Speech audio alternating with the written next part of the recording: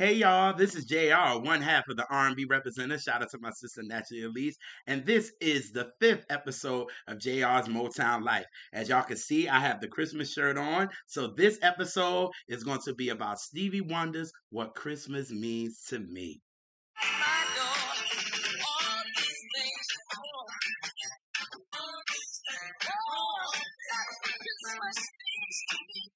That's what Christmas means to me, my love, yeah, yeah.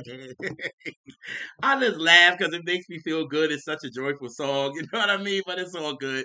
But this song was released November 1967 on Stevie Wonder's first Christmas album that he did, if I'm not mistaken, Someday at Christmas.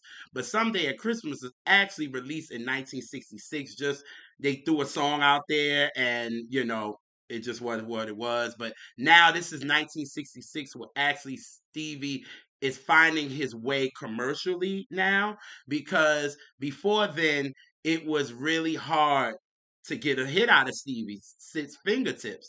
It was hard. So Barry was actually going to drop Stevie from the label, but a songwriter, her name is Sylvia Mo, she found Stevie and she said, Barry, let me work with him because I think I know what I can do with him.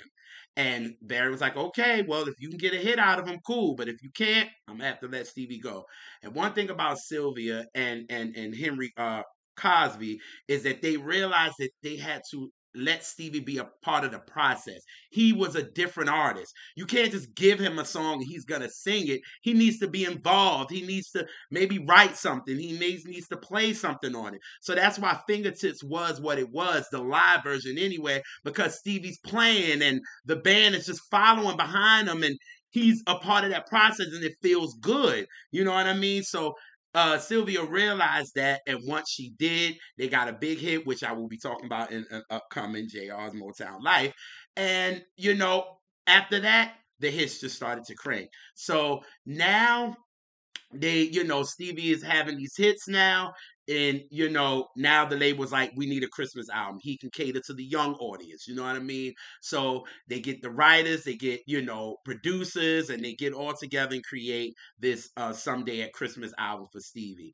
And What Christmas Means to Me is actually the first official single, because like I said, Someday at Christmas was released in 1966, but this What Christmas Means to Me was actually the first official single, and this was actually written by Anna Gordy, who is Barry Gordy's sister, married to Marvin Gaye, um, George Gordy, and he was the brother of Barry Gordy, and Alan Story. Now, Alan Story is one of those guys that was actually writing B-sides to a lot of, the Supremes and the Jackson 5 and Stevie and Marvin. He did a lot of B-sides. So this was actually his first single where people actually kind of can know who he really is. But with Christmas songs, they don't do that well when they first come out.